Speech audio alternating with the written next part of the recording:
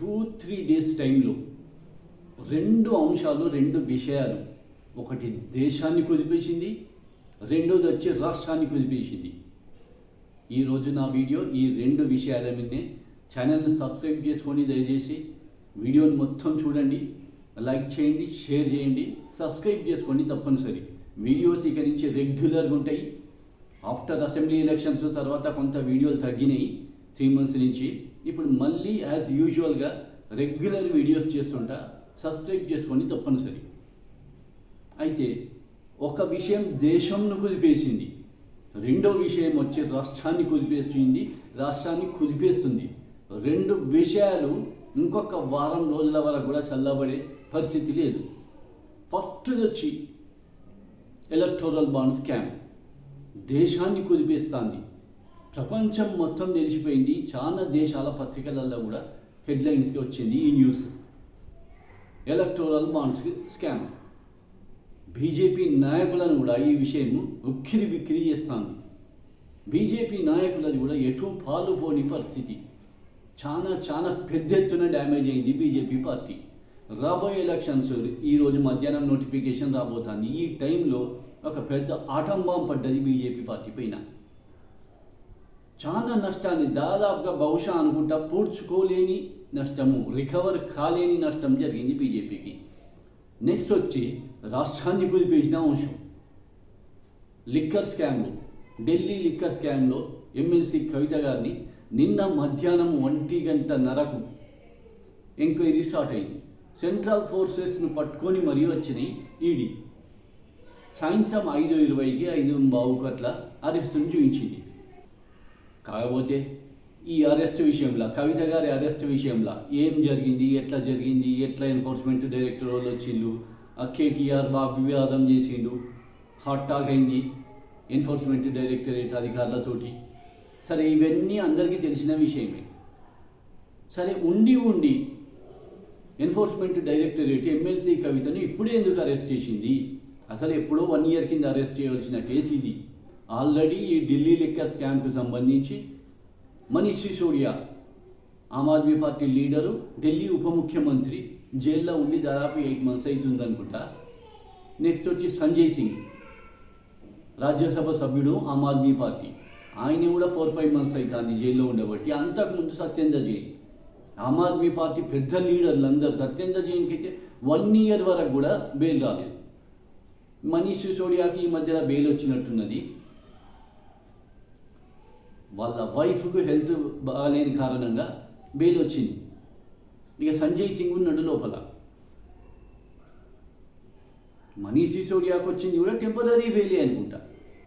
మరి ఇంతమంది ముందే అరెస్ట్ అయిపోయి కవితని ఇంత డిలే ఎందుకు చేసిండ్రు, ఇంత లేట్గా ఎందుకు అరెస్ట్ చేసిండ్రు అంటే దానికి కొన్ని కారణాలు ఉండవచ్చు.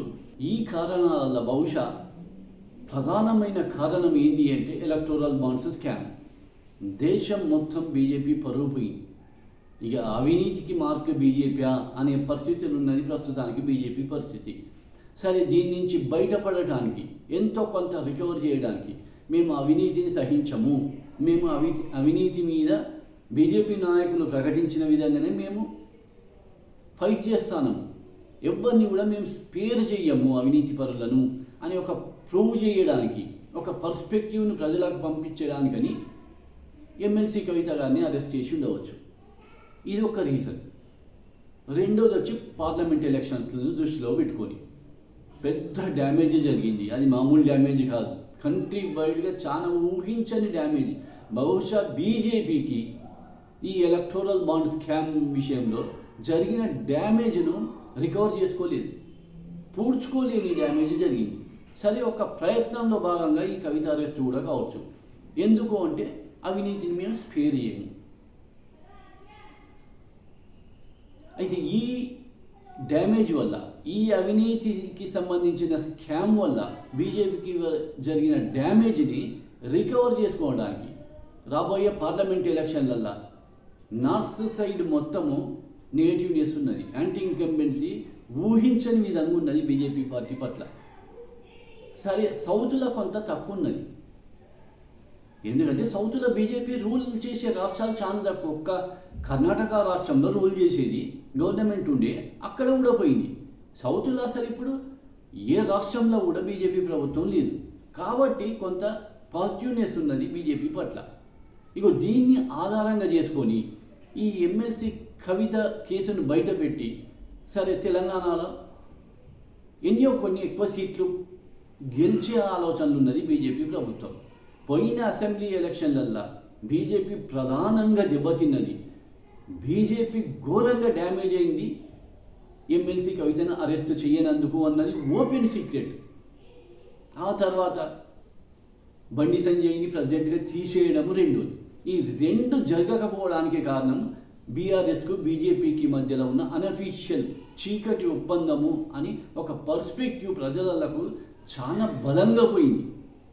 దాన్ని రూపుమాపుకునేటానికి బీజేపీ పెద్ద నాయకులు అందరూ కూడా రాష్ట్రానికి లైన్ కట్టిల్లో ఆ ఎలక్షన్ల టైంలో.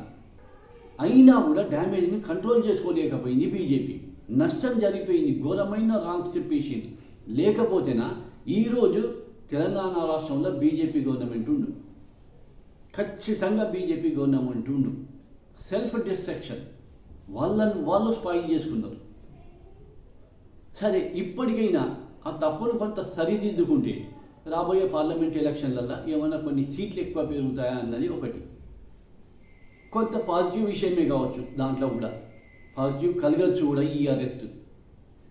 ఎందుకంటే అసెంబ్లీ ఎలక్షన్లకు ముందు బీజేపీ పైన ముద్ర పడింది కదా ఒకటి, బీఆర్ఎస్ బీజేపీ ఒకటే చీకటి ఒప్పందం ఉన్నది అని.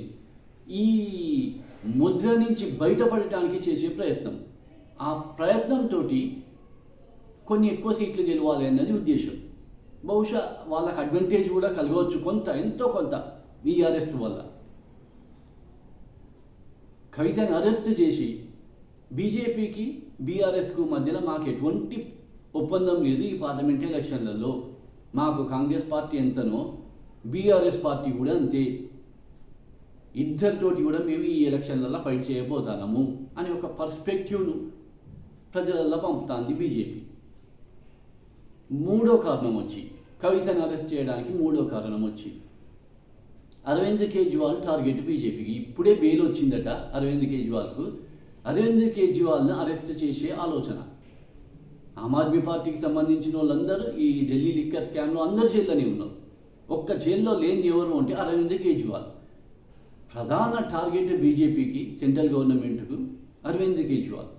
అరవింద్ కేజ్రీవాల్ని ఎట్లాగూ ఈ రాబోయే పార్లమెంట్ ఎలక్షన్లలో ఎలక్షన్ క్యాంపెయిన్ చేయొద్దు, అరవింద్ కేజ్రీవాల్ ఎలక్షన్ క్యాంపెయిన్లో పాల్గొనొద్దు అన్నది బీజేపీ ఉద్దేశం.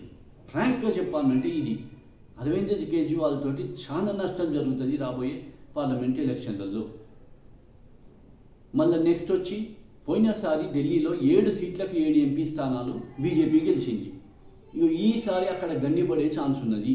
అరవింద్ కేజ్రీవాల్ కనుక బయట ఉంటే ఆల్రెడీ సీట్ల ఒప్పందం కూడా జరిగింది కాంగ్రెస్ పార్టీ. అక్కడ బీజేపీ డ్యామేజ్ కాబోతుంది, సీట్లు పడిపోబోతున్నాయి అన్నది వాళ్ళకి రిపోర్ట్ ఉన్నది ఆల్రెడీ. దీని నుంచి కూడా రికవర్ కావడానికి నెక్స్ట్ అరవింద్ కేజ్రీవాల్ ఎలక్షన్ క్యాంపెయిన్లో పాల్గొనవద్దు. అది కూడా పెద్ద నష్టం చేస్తుంది, చాలా పెద్ద నష్టం చేస్తుంది. అదొకటి. ఇంకొకటి వచ్చి, ఢిల్లీ బీజేపీ నాయకుల ముక్కు కింద ఉన్నది ఉండి కూడా అరవింద్ కేజ్రీవాల్ని ఏం చేయలేకపోతాను. ఇదొక నిస్సహాయత అనుకోండి, ఏం చేయలేని స్థితి అనుకోండి. ఈ ఏం చేయలేని పరిస్థితిని బీజేపీ పెద్ద నాయకులు భరించలేకపోతాను, తట్టుకోలేకపోతాను బీజేపీ పెద్ద నాయకులు. అందుకని ఎలక్షన్లలో ఏం చేయలేకపోతాను. మున్సిపల్ కార్పొరేషన్ ఎలక్షన్లలో కూడా ఘోరంగా ఓడిపోయింది బీజేపీ. ఒక్కొక్కటి పోతాంది. ఢిల్లీని ఎంతైతే వీళ్ళు స్వాధీనం చేసుకుందాం అనుకుంటాను అంత దూరం పోతుంది, అంత ఇంపాసిబుల్ అవుతుంది. ఈ స్థితిని తట్టుకోలేకపోతాను బీజేపీ పెద్ద నాయకులు. పెద్దోళ్ళు కదా, పెద్ద నాయకులు కదా, ఈగో దెబ్బతింటారు. అరవింద్ కేజ్రీవాల్ ఎక్కడో వచ్చి మమ్మల్ని ఊపిరాడకుండా చేస్తాను ఇక్కడ అని. ఒక ఢిల్లీనే అనుకుంటే పంజాబ్లో కూడా గెలిచిండు. నెక్స్ట్ వచ్చి గుజరాత్లో కూడా పోటీ చేసిండు, ఓటింగ్ పర్సెంటేజ్ కూడా మంచిగా పెరిగింది ఆమ్ ఆద్మీ పార్టీకి. ఈ థ్రెట్కి కూడా బీజేపీ నాయకులు బాగా భయపడతాను. ఎక్కడ కొద్దిగా స్ప్రెడ్ అయ్యి గుజరాత్ను కైవసం చేసుకుంటారా, గుజరాత్ను క్యాప్చర్ చేసుకుంటారా అన్న భయం కూడా లోపల ఉన్నది. ఈసారి కాకపోతే వచ్చేసారి ఎలక్షన్స్లలో ఓటింగ్ పర్సెంటేజ్ పెరుగుతుంది అంటే ప్రజల మద్దతు పెరుగుతుంది అని అర్థమే కదా ఇక. కాబట్టి ఆ భయం కూడా ఉన్నది బీజేపీ నాయకులకు. పెద్ద థ్రెట్ ఉన్నది అరవింద్ కేజ్రీవాల్ నుంచి. కాబట్టి అరవింద్ కేజ్రీవాల్ను అరెస్ట్ చేయాలి. అరవింద్ కేజ్రీవాల్ను అరెస్ట్ చేసి కవితను వదిలిపెడితే మళ్ళీ ఒక పర్స్పెక్టివ్ పోతుంది కదా. అంటే బీఆర్ఎస్ బీజేపీ రెండు ఒకటి కాబట్టి కవితను అరెస్ట్ చేయలేదు, అరవింద్ కేజ్రీవాల్ను అరెస్ట్ చేసిండ్రు అంటే మళ్ళీ పార్లమెంట్ ఎలక్షన్లలో కూడా ఇద్దరు ఒకటే, ఇద్దరు కలిసి తోడు దొంగలు కలిసి పొత్తు చేసుకున్నారు అన్న మళ్ళీ ఒక రాంగ్ పర్స్పెక్టివ్ పోతుందన్న ఉద్దేశానికి కవితను అరెస్ట్ చేసింది. ఇప్పుడు నెక్స్ట్ వచ్చి అరవింద్ కేజ్రీవాల్ అయితే ఫస్ట్ టార్గెట్లు ఉన్నాడు. కాకపోతే ఏంటంటే బెయిల్ వచ్చిందట, ఇంతకుముందే బెయిల్ వచ్చిందట. ముఖ్యంగా పార్లమెంట్ ఎలక్షన్లలో అడ్వాంటేజ్ పొందాలి సౌత్ నుంచి అని ఉన్నది. ఎందుకంటే పెద్ద అగాధం ఏర్పడుతుంది నార్త్ సైడ్, చాలా పోల్చుకోలేని అగాధం ఏర్పడుతుంది. అది ఇక్కడ కంపెన్సేట్ చేసుకోవాలి తెలంగాణలో సౌత్లో, అది ప్రయత్నం. ఇక మళ్ళీ బీఆర్ఎస్ తోటి బీజేపీ కలిసి ఉన్నది అంటే పుట్టగతులు ఉండే. ఇక్కడ అసెంబ్లీలో చూసిండు, దాన్ని అసెంబ్లీలో గుణపాఠంగా తీసుకున్నారు. అది ఇక్కడ రెక్టిఫై చేసుకుంటాను, ఆ ఫాల్ట్ను సరిదిద్దుకుంటాను తప్పును. అప్పుడు దాంట్లో భాగంగానే కవిత అరెస్ట్ అయ్యి ఉండవచ్చు. ఇక కవిత అరెస్ట్ కరెక్టా కాదా? ఆల్రెడీ లిక్కర్ స్కామ్ కేసులో ఉన్న అందరూ జైల్లోనే ఉన్నారు. మిగతా వాళ్ళు ఎట్లుంటారు బయట? తప్పే కదా అది. పోతే అందరు పోవాలి.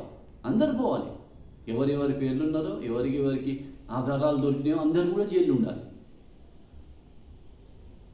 ఇక తెలంగాణ రాష్ట్రము ఎట్లా రెస్పాండ్ అవుతుంది కవిత అరెస్ట్ పట్ల అంటే ఇక అది చెప్పలేని ఊహించని విధంగా ఉన్నది. జస్ట్ ఒక పోల్ పెట్టిన 83% అరెస్ట్ కరెక్ట్ అని చెప్తాను. కాకపోతే తక్కువ మంది ఓట్ చేసిండ్రు. నేను ఒక 3 months కొంత గ్యాప్ ఇచ్చిన రెగ్యులర్గా వీడియోలు చేస్తలేను కాబట్టి ఓటింగ్ కొద్దిగా తక్కువ జరిగింది. అయినా కూడా 83% ఎమ్మెల్సీ కవితను అరెస్ట్ చేసింది కరెక్టే అనే వచ్చింది. ఎంతమందిని హరాస్ చేసిండు? అది మామూలు రాజరికమా, ఫాసిజమా? మామూలు ఫాసిజమా? అది ఒక ఫాసిస్టే కదా. అంటే జైల్లోకి పంపించుడు.